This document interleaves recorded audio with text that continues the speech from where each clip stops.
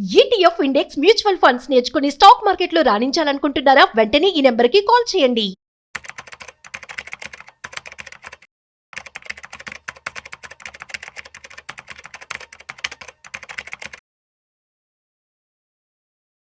ఈ రోజుల్లో స్టాక్స్ గురించి, మార్కెట్ గురించి ప్రతి ఒక్కరికి, అంటే చిన్న లేదు, పెద్ద లేదు, మహిళలు, పురుషులు అన్న తేడా లేకుండా ప్రతి ఒక్కరికి అవగాహన ఉండాల్సిన అవసరం ఎంతైనా ఉంది. ఇలాంటి అవగాహన కోసం మన స్టాక్ మార్కెట్ అనలిస్ట్ సుందర్రామరెడ్డి గారు ఈరోజు నాతో పాటుగా ఉన్నారు. ప్రతి మార్కెట్లో జరుగుతున్న ప్రతి అంశాన్ని టచ్ చేద్దాం, ప్రతి విషయం గురించి పూర్తి పరిజ్ఞానాన్ని ఆయన నుంచి అందుకునే ప్రయత్నం చేద్దాం. నమస్తే సుందర్రామరెడ్డి గారు. అంటే స్టాక్ మార్కెట్ అనగానే ఒక సెక్షన్కే పరిమితం అయిపోవటం, కొంతమంది దాంట్లో ఎవరైతే ఇన్వెస్ట్ చేస్తారో వాళ్ళే చూసుకోవటం, ఇలాంటి పద్ధతి ముఖ్యంగా మన కల్చర్లో కొనసాగుతుంది. కానీ ప్రజెంట్ మారుతున్న ట్రెండ్ ప్రకారం ప్రతి ఒక్కరికి అవగాహన అవసరం అండి. ఈ ఫీల్డ్ ఆ ఫీల్డ్ అని లేదు, ఇంట్లో ఉంటున్నామా బయట ఉంటున్నామా అని లేదు, మన చుట్టూ ఏం జరుగుతోంది, మార్కెట్లో ఎలాంటి మార్పులు వస్తున్నాయి, ఏ కంపెనీ పైకి వెళ్తుంది, ఏ కంపెనీ కిందకి వస్తుంది, మనం ఎక్కడ దాచుకోవాలి, ఎక్కడ ఖర్చు పెట్టాలి, ఇలాంటి పూర్తి వివరాలు మీలాంటి ఎక్స్పర్ట్స్ సలహాలు కనుక మనం అందించగలిగితే ఎంతో మందికి ఉపయోగకరంగా ఉంటుందండి. మొట్టమొదటి నాకున్న ఒక చిన్న అనుమానం మీ ముందు పెడతాను. ప్రతి ఒక్కరికి సొంతింటి కళ ఉంటుంది. ఎట్టి పరిస్థితుల్లో మనం ఏదైనా చేసి సొంతిల్లు ఉంటే చాలు, పచ్చడి తిని బతకొచ్చు అనే నానుడి మనం అందరం సహజంగా వింటూ ఉంటాం. ఈ సొంతింటి కళని తక్కువ జీతం, ఫర్ ఎగ్జాంపుల్ ఒక 25,000 జీతం వస్తుంది, లేదా ఒక 30,000 జీతం వస్తుంది అనుకున్నాం. వారు సొంతింటి కళ నెరవేర్చుకోవాలనుకోండి, ఎలా ప్లాన్ చేసుకోవాల్సిందో రామరెడ్డి గారు? రైట్. సో ఒకప్పుడు అంటే ఒక 30-40 ఇయర్స్ బ్యాక్ ఇప్పుడున్నంత ఇన్కమ్ లేదు, ఇప్పుడున్నంత రేట్లు కూడా లేదు. అప్పట్లో ఇల్లు కొనటం చాలా ఈజీ. శాలరీ తక్కువ ఉన్నా సరే మన పేరెంట్స్ కనుక చూసుకుంటే, మన తాతలు కనుక చూసుకుంటే తక్కువ ఇన్కమ్ తోటే సొసైటీ అంతా కూడా అందరికీ తక్కువ ఇన్కమ్ ఉండేవాళ్ళు అప్పట్లో. అండ్ అందరిలో ఈక్వలెంట్గా సర్వైవ్ అయ్యేవాళ్ళు అప్పట్లో. అందుకని ఇల్లు కూడా తక్కువ రేటుకే వచ్చాయి. ఈ మోడర్న్ పద్ధతిలో ఏమైందంటే డిఫరెన్స్ పెరిగిపోయింది అనమాట. ఐటీ జాబులు చేసే వాళ్ళకేమో హయ్యర్ శాలరీస్, అంటే వేరే ప్రొఫెషన్ చేసే వాళ్ళకేమో తక్కువ శాలరీ, డిఫరెన్స్ ఎక్కువైపోయింది. అందుకని సొసైటీలో ఏంటంటే ఇప్పుడు ఆ హయ్యర్ శాలరీ వాళ్ళ కోసం అన్నట్టు వాళ్ళ దృష్టిలో పెట్టుకొని రియల్ ఎస్టేట్ రేట్స్ అన్ని పెరిగిపోయినాయి. అందుకని చిన్నోళ్ళకి అందుబాటులో రేట్లు ఉన్నాయా ఈ 2026లో అంటే ఖచ్చితంగా లేదు. ఇవాళ రేపట్లో సిటీలో, పర్టికులర్ హైదరాబాద్ లాంటి మెట్రో సిటీస్లో ఇల్లు కొనాలంటే ఒక సింగిల్ బెడ్రూమ్ రఫ్గా అరౌండ్ 30-40 lakh అవుతుందండి. అవునండి, లొకేషన్ బట్టి మారచ్చు.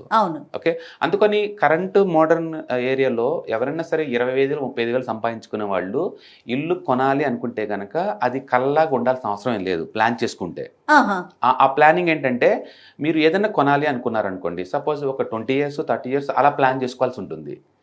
ఎందుకంటే రెంటే, సింగిల్ బెడ్రూమ్ రెంటే 10-15,000 నడుస్తుంది. మీ శాలరీ మొత్తం కలిపి 30,000 ఉంది కదా. అందుకని అన్ని ఖర్చులు పోను మీకు ఎంత మిగులుతున్నాయి, అన్ని ఖర్చులు పోను.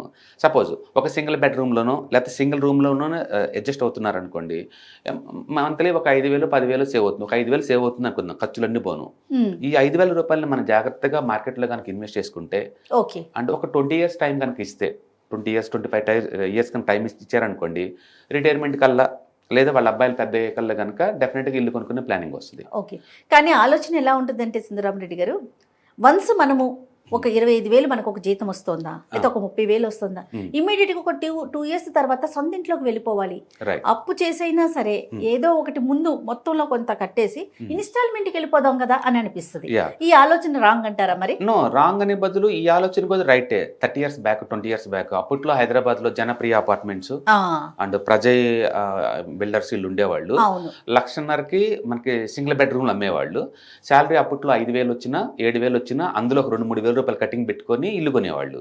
అప్పుడు లైఫ్ స్టైల్గా సరిపోయింది. బట్ 2026లో అలాంటి లేవు. ఇప్పుడు 2 లక్షలకు వచ్చి ఇల్లు లేవు కదా, 30 lakh అయిపోయింది ఇప్పుడు. ఇంకా అందుకని ఆ 30 lakh చాలా ఎక్కువ అనమాట ఇప్పుడు. అందుకని మీకు నెలకి 30,000 వస్తుందంటే అసలు ముందు మీ ఫ్యామిలీ మొత్తం మీద సేవింగ్స్ ఎంత ఉన్నాయి దాని మీద ఫోకస్ చేయండి. రెండోది ఇన్కమ్ పెంచుకోవడానికి ట్రై చేయండి. ఎందుకంటే ఇప్పుడు ఈ ఫ్యామిలీ అయిన తర్వాత ఒక వైఫ్ హస్బెండ్ ఇద్దరు కిడ్స్ ఉందనుకోండి, ఒకరికి 25,000 శాలరీ వస్తుందంటే డెఫినెట్గా ఇప్పుడు మోడర్న్ ఏజ్లో సూట్ అవుతుంది. ఇన్కమ్ పెంచుకోవాలంటే రెండో వ్యక్తి ఆ స్పౌస్ఫుల్ వర్క్ అని చేయాలి, లేదా వీళ్ళు స్కిల్ డెవలప్ చేసుకొని కొత్త ఇన్కమ్ అని క్రియేట్ చేసుకోవాలి. మనం పీనల్స్కి ఎక్కువ రోజులు ఉండలేము. ఖర్చు తక్కువ కదా, అవును సంవత్సరం పెరుగుతూనే ఉంటుంది. అందుకని ఒక రేంజ్ వరకే మనం పీనస్గా బతకచ్చు, కానీ బియాండ్ ద పాయింట్ సర్వైవ్ అవ్వడం చాలా కష్టం. అవును. అందుకని ఫస్ట్ ఇన్కమ్ పెంచుకోవడానికి ప్లాన్ చేసుకోవాలా. అందుకని స్కిల్ డెవలప్మెంట్ చేసుకోండి, లేదా ఇంట్లో ఎవరైనా అడల్ట్స్ ఖాళీగా ఉంటుంటే వాళ్ళు ఇన్కమ్ జనరేషన్ ప్లాన్ చేసుకోండి. సపోజ్ 2 అడల్ట్స్ ఉందనుకున్నారనుకోండి, ఒక retail showroom like DMart, Reliance, trends లాంటివి చూసుకున్నా తక్కువ అంటే 15,000 ఇస్తారు. అప్పుడు 30 నుంచి 35,000 దాకా వస్తాయి 2 వర్క్ చేస్తున్న వాళ్ళు. సింగిల్ రూమ్ లో కనుక ఉన్న ఫ్యామిలీ వాళ్ళు అప్పుడు రెంట్కి ఒక 5,000 7,000 పోయినా ఒక 10,000 సేవ్ చేయొచ్చు. అందుకని ఎవరైనా సరే ఒక 10,000 పర్ మంత్ సేవ్ చేసే కెపాసిటీ కనుక ఉంది అంటే డెఫినెట్ గా they are eligible to get the house అనమాట, లాంగ్ టర్మ్ పాయింట్ ఆఫ్ లో. అయితే ఇప్పుడే మీరు ఇనిషియల్ మార్జిన్ కింద ఎంతకంత అమౌంట్ కట్టి బ్యాంక్ లో లోన్ తీసుకుని ఇల్లు కొన్నారు అనుకుందాం, సినారీ నెంబర్ 1. డెఫినెట్ గా ఒక 50 లక్షలు ఇల్లు అనుకోండి, అది మనం కట్టేది ఒక 10 lakhకే బిల్డర్ నీకు ఇచ్చారనుకోండి, మిగతా 40 లక్షలకైతే మీరు ఈఎంఐ కట్టాలి కదా, లోన్ కింద వెళ్తాం కదా. ఆ లోన్ కింద 40 లక్షలకి మీరు 30 సంవత్సరాల వరకు నెలకి యావరేజ్ మీద 35,000 దాకా కట్టాల్సి ఉంటుంది, 30,000 కట్టాల్సి ఉంటుంది 40 లక్షలకి. అసలు మీకు మిగులుతుంది 10,000 కదా. కానీ ఎలాంటి ఆలోచన వస్తుంది అంటే, రెంట్ ఎట్లాగో ఒక 10,000 ఇస్తున్నాం కదా, ఇంకొక 20-25,000 కష్టపడితే ఇల్లు మంది అయిపోతుంది కదా. అది ఓపెన్ కరెక్టే. ఇల్లు కొనటం వల్ల మనకు వచ్చిన అడ్వాంటేజ్ ఏంటంటే ఈ పెరిగే రెంటల్ నుంచి తప్పించుకోవచ్చు. సో రాను ఏమవుతుందంటే రెంటల్ పెరగడం తప్ప తగ్గడాలు ఏముండదు, అందుకని నీకు రెంటల్ సేవ్ అవుతుంది. కానీ వాట్ అబౌట్ అఫోర్డబిలిటీ? ఆ ఫ్యామిలీలో వాళ్ళకి అఫోర్డబిలిటీ లేదు. అది అంటే ఒక్కసారి ఇంటి కమిట్మెంట్ వస్తే 30 years ఖచ్చితంగా పే చేస్తూనే ఉండాలా. రెండోది జాబ్ వేరే సిటీకి మూవ్ అయింది అనుకోండి, మళ్ళీ కొత్త స్ట్రెస్, అదొక కొత్త స్ట్రెస్. పోనీ హైదరాబాద్లోని ఈ మూల ఉన్నప్పుడు ఆ మూల జాబ్ వచ్చింది అనుకోండి, రోజుకి 30-40 kilometers జర్నీ చేయాల్సి ఉంటుంది. అందుకని వర్క్ చేసే ప్లేస్ దగ్గరనే మీకు హౌస్ ఉందనుకోండి, చాలా కంఫర్ట్గా ఉంటుంది. అందుకని ఫస్ట్ ఆఫ్ ఆల్ మీరు ఇల్లు ఎందుకు కొందాం అనుకుంటున్నారు క్లారిటీ ఉండాలా. ఎక్కువ మంది చేసే తప్పు ఏంటంటే జాబ్ రాగానే ఒక ఇల్లు ఉంటే మ్యారేజ్ చేసుకోవచ్చు అనుకుంటారు. ఇల్లు ఎప్పుడు కూడా ఏంటంటే ఫ్యామిలీ కొంచెం పెద్దగా అయిన తర్వాత ఏజ్ 40-45 టైంలో అది మంచి ఐడియల్ టైం అనమాట. ఎందుకంటే అప్పటికి క్లారిటీ ఉంటుంది, నేను ఎక్కడ సెటిల్ అవుతాను, ఎక్కడ మా ఫ్యామిలీ కంఫర్ట్ గా ఉంటుంది, స్టెబిలిటీ వస్తుంది. అవును, ఎందుకంటే యూత్ లో ఉన్నప్పుడు వాళ్ళు ఎక్కడెక్కడో తిరుగుతుంటారు, ముంబై అవుతారు, బెంగళూరు అంటారు, హైదరాబాద్ అంటారు, ఎక్కడ జాబ్ ఉంటే అక్కడికి వెళ్ళిపోతారు. బట్ ఒకసారి ఫ్యామిలీ కిడ్స్ వచ్చిన తర్వాత ఆ మూవ్ ఉండదు కదా, అందుకని క్లారిటీ ఉంటుంది ఏ సిటీ బాగుంటుంది అనేది. అందుకని అప్పుడు ప్లాన్ చేసుకోవటం వల్ల కంఫర్ట్ ఉంటుంది, కన్విన్స్ ఉంటుంది. అందుకని అర్లీ స్టేజ్ లోనే అంత పెద్ద బిగ్ అసెట్ మీద ప్లాన్ చేయడం అవసరం అంటే ఖచ్చితంగా అవసరం కాదు. అందుకని అంత స్ట్రెస్ తీసుకోవాల్సిన అవసరం లేదని అంటుంది. ఫర్ ఎగ్జాంపుల్ ఇద్దరి మీద కనుక ఒక 30-35 వస్తుంటే, లేదా ఒక 40 వస్తుంటే, ఒక 10 సేవ్ చేసుకోగలిగితే ఈ కథ అంతా నడుస్తుంది. అంతేనంటారా? అవును. అంటే ఈ సేవింగ్ అనేది ఎన్ని రోజులు పెట్టుకున్నాక ప్లాన్ చేయొచ్చు అంటారు? మనం యూజువల్ గా ఏంటంటే మనం బయట ఈ సేవింగ్స్ మొత్తం తీసుకెళ్ళి ఎక్కడెక్కడ పెట్టుకోవచ్చు అంటే, ఎక్కువ మంది పబ్లిక్ కి చిట్స్ అండ్ ఫైనాన్స్ లో పెట్టుకున్న ఉంటుంది, పెట్టుకుంటారు. అండ్ అగైన్ రూపాయి వడ్డీ గిట్టుబాటు అవుద్ది, అంటే 10% గిట్టుబాటు అవుద్ది. బట్ ప్రాబ్లం ఏంటంటే దాన్ని స్కేల్ అప్ చేయలేరు, పెద్ద మొత్తం చిట్స్ మీరు వేయలేరు. ఇప్పుడు నేను చిట్టి వేసాను, ఒక 2 ఏళ్ళకి అది అయిపోయింది అనుకుందాం, తిరిగి నాకు డబ్బులు వస్తుంది కదా, మళ్ళీ ఈ డబ్బులు ఏం చేయాలి? నాకు కావాల్సింది 30 lakh ఇల్లు. అవును. బట్ ఈ అమౌంట్ ఎక్కడ పెట్టాలి నేను? మళ్ళీ వేరే వాళ్ళకి ఇస్తే రిస్క్ ఎక్కువ ఉంది కదా. పోనీ పెద్ద చిట్టీలు వేద్దాం అనుకుంటే వాడు ఎప్పుడు ఎగిరిపోతారు భయం. అందుకని చిట్టికి ఒక లిమిటేషన్స్ ఉన్నాయి. అది కోట్లలో మనం వేయలేము, లక్షల్లో వేయలేము, చిన్న చిన్న చిట్టీలు అయితే వేయగలుగుతారు. కాబట్టి రిస్క్ ఎక్కువ, రివార్డ్ ఏమో 10% ప్రయాణం చొప్పున వస్తుంది. ఒక విమెన్ గా నాకు ఒక చిట్టీలు అనేది జనరల్ గా లోక సహజం. గోల్డ్ మీద ఇన్వెస్ట్ చేస్తే ఎలా ఉంటుంది అనే ఆలోచన వస్తుంది. డెఫినెట్ గా. అప్పుడేమోది నీకు మిగులుతుంది నెలకి 10,000 కదా, నెలకి 10,000 చొప్పున మనం ఏదైనా గోల్డ్ స్కీమ్ లో జాయిన్ అయినాం అనుకోండి, మీకు యావరేజ్ మీద అది కూడా 10-12% గిట్టుబాటు అవుద్ది. 10-12%. కానీ ఖచ్చితంగా గోల్డే కొనుక్కోవాలి కదా స్కీమ్ అయిపోయిన తర్వాత. గోల్డే నా టార్గెట్ ఇల్లు కదా, ఓకే, నా టార్గెట్ ఇల్లు అయినప్పుడు గోల్డ్ ఏం చేసుకోవాలి నేను? మళ్ళీ గోల్డ్ నమ్మితే దాంట్లో తరుగని మజూరి అని చాలా ఉంటాయి. అసలు బేసికల్ నా టార్గెట్ అయితే ఇల్లు, గోల్డ్ కాదు. ఒకవేళ గోల్డ్ నేను తీసుకున్నా సరే మళ్ళీ దాన్ని స్టోర్ చేయటం, దాన్ని మళ్ళీ నాకు ప్రొడక్షన్ చేసుకోవటం, ఇవన్నీ నాకు తలకానొప్పులే కదా. కాబట్టి గోల్డ్ స్కీమ్స్ అవి కూడా మీకు అన్సూట్ అవ్వవు. నెక్స్ట్ ఒకవేళ బ్యాంకులో వేసాను అనుకుందాం, ఎవ్రీ మంత్ 5,000-10,000 మిగులుతుంది, బ్యాంకులో పెట్టాను. బ్యాంకులో మీకు క్యాపిటల్ గ్యారంటీ ఉంటుంది, కానీ వడ్డీ నీకు ఎంత వస్తుందంటే ఇయర్లీ యావరేజ్ మీద 6-7% వస్తుంది ఎఫ్డి చేసుకుంటే. పైగా దాని మీద వచ్చే డబ్బుల్లో కూడా కొంతవరకే నీకు ట్యాక్స్ ఎగ్జంప్షన్ ఇస్తాడు. డెట్లో ఇండివిజువల్ ట్యాక్స్ ఎంత ఉందో అంతేస్తుంటారు. అది లాంగ్ టర్మ్ క్యాపిటల్ గెయిన్స్ తప్పించుకోవాలంటే మినిమం 2 years అలా ఉండాలి దాంట్లో. అది కూడా అంత గ్రోత్ లేదు, సో అది కూడా మీకు సూట్ అవ్వదు. ఓకే, ఇంకా మరి ఈ డబ్బులతో ఎలా ప్లాన్ చేసుకోవాలి? అంత పెద్ద అసెట్ కొనాలంటే నాకున్న ఇంత చిన్న మొత్తం ఒక 10,000 నేను సేవ్ చేయగలుగుతున్నాను, నేను ఎలా కొనాలి? అలాంటి వాళ్ళకి స్టాక్ మార్కెట్ కంపెనీతో పిచ్చారు. అందరూ స్టాక్ మార్కెట్ అంటే ఓన్లీ స్టాక్స్, కంపెనీస్, రోజు టీవీలో చూపించే ఈ రోజు మార్కెట్ క్రష్ అయిపోయింది, ఈ రోజు మార్కెట్ పెరిగింది, ఈ న్యూస్ అనుకుంటారు. లేదండి, ఈక్విటీ, నిఫ్టీ ఇవే ఉంటాయి. కాదు, అది తప్పు. మా స్టాక్ మార్కెట్ లో అన్ని రకాల అసెట్స్ మీరు డిజిటల్ గా మేనేజ్ చేయొచ్చు. మీరు అనుకుంటున్న గోల్డ్ ఉంది కదా, ఆ గోల్డ్ దీంట్లో gold ETFs, gold mutual funds ఇలాంటి కొనుక్కోవచ్చు మీరు.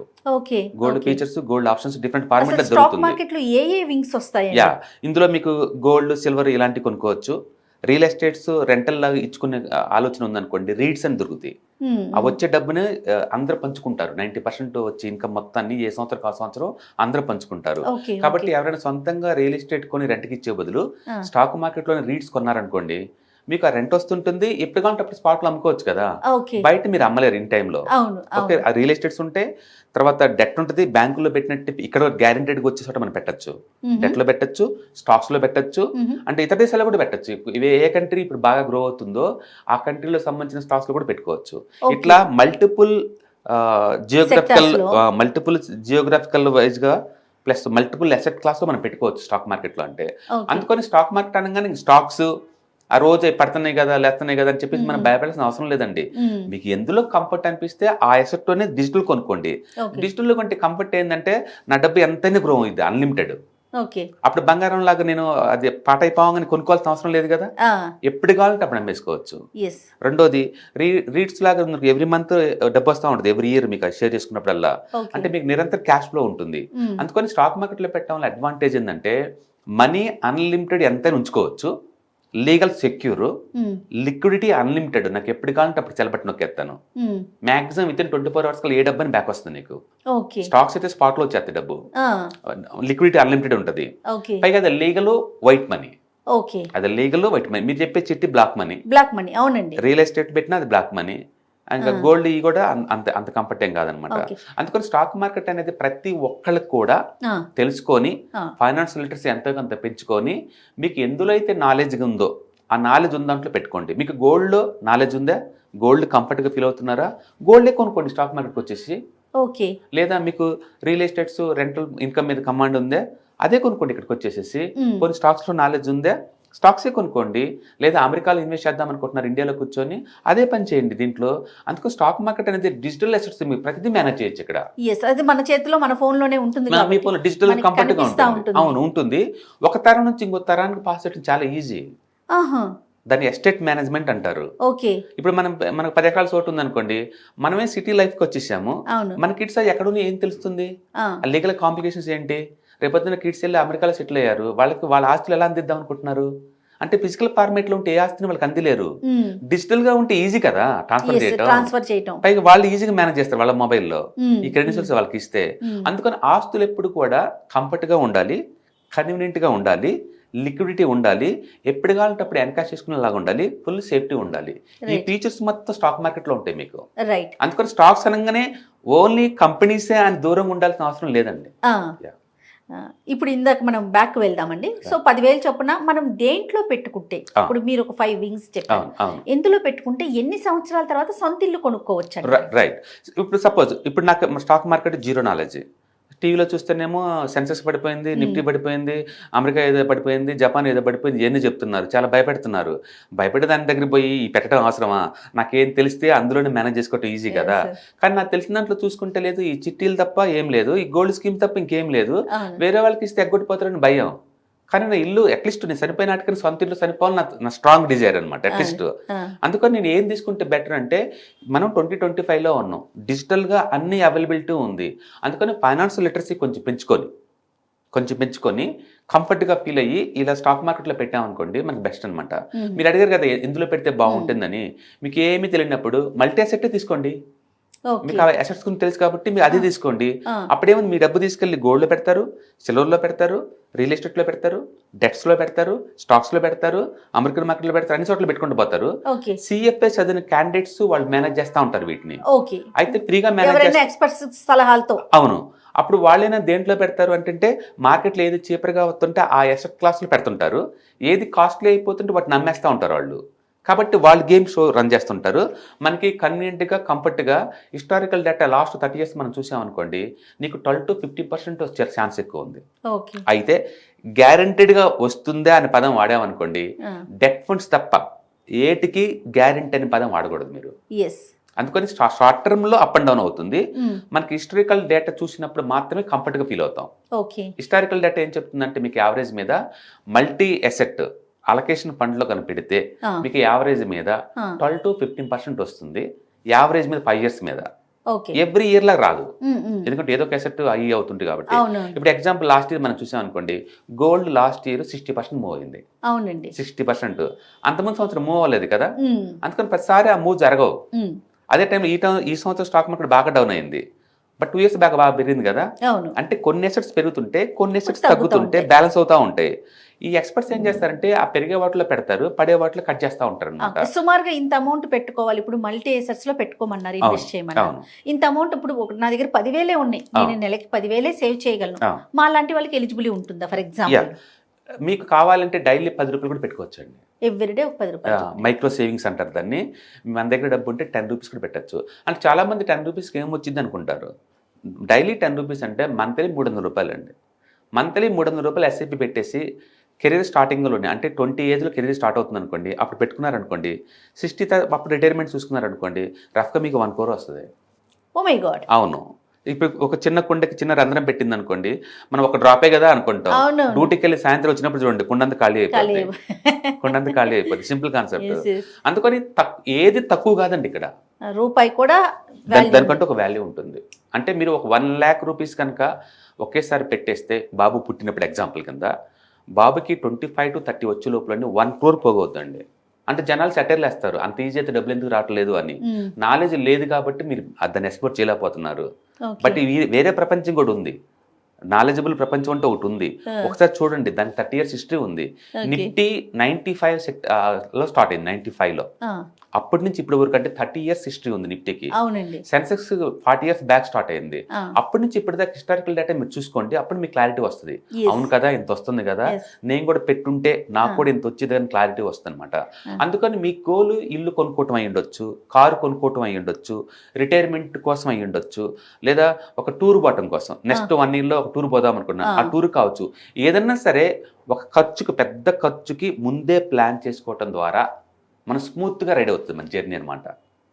చాలా హ్యాపీగా అనిపిస్తుంది. ముందు నాలెడ్జ్ని గెయిన్ చేసుకోగలగాలి ఫస్ట్. మీరు అన్నట్లుగా మనీకి సంబంధించి, స్టాక్స్కి సంబంధించి మంచి నాలెడ్జ్ని కనుక గెయిన్ చేసుకోగలిగితే డెఫినెట్గా మనం ఎక్కడ ఇన్వెస్ట్ చేయాలనే ఒక ఐడియా ఆటోమేటిక్గా మాకు ఫామ్ అవుతుంది.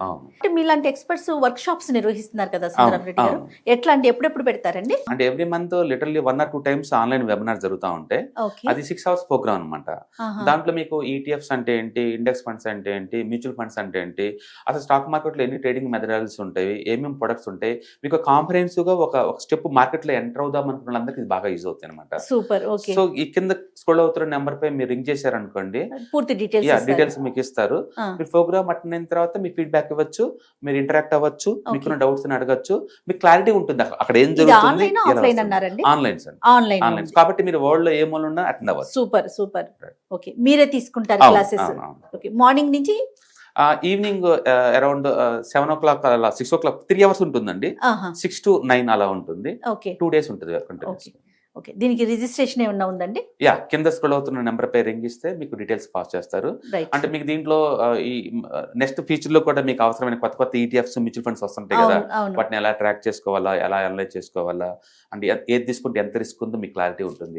చాలా మంది ఏంటంటే దూరంగా ఉండి భయపడుతుంటారు, దాని బదులు దాన్ని తెలుసుకున్నారనుకోండి మీకు క్లారిటీ, కంఫర్ట్ అనిపిస్తుంది. మీరు నాకు ఇప్పుడు చెప్పిన దాంట్లో ఒక బెస్ట్ ఎగ్జాంపుల్ చెప్పారు. టమాటో మెత్తగా ఉంటే తీసుకోము, గట్టిగా ఉంటే తీసుకుంటాం, ఎందుకంటే మనకు అది చెప్పారు కాబట్టి.